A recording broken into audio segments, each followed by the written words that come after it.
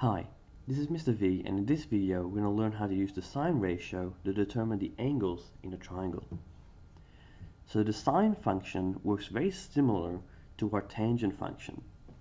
The only difference is how we define it in terms of the side lengths of our triangle. So our rule for sine is sine of our angle is equal to opposite over hypotenuse. So we're going to use the hypotenuse in this one. So here's the angle that we're interested in. It's marked in red in our example. And we're interested in the opposite and the hypotenuse. Now remember, the hypotenuse is always the one across from the right angle. So 1.6 is our hypotenuse. And we're also interested in the opposite side. So looking at our angle, that is the opposite side. And we're not too worried about the adjacent side, which is alongside our angle. Now just like with tan, we're going to fill in the information that we know and then rearrange to figure out what our angle is. So let's fill in what we know. Sine of our angle is equal to, our opposite side is 5.2, divided by our hypotenuse, which is 6.1.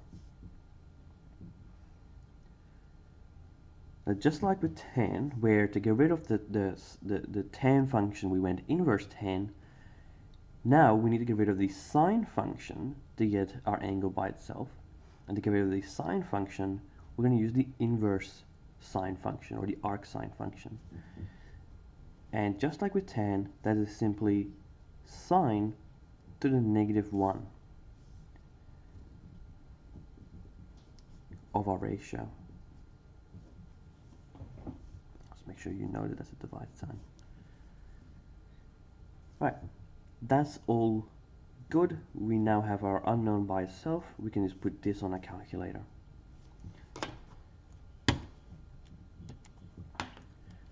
To get to the inverse sine function, on my calculator I'm going to use shift, and I'm going to press the sine function to get to my inverse sine, which is marked in yellow on my calculator. It's inverse sine of 5.2 divided by 6.1, close bracket, equals.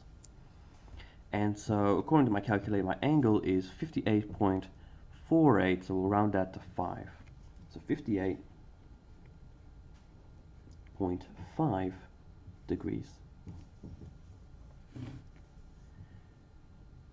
And that is how we use the sine ratio to determine an angle in a triangle.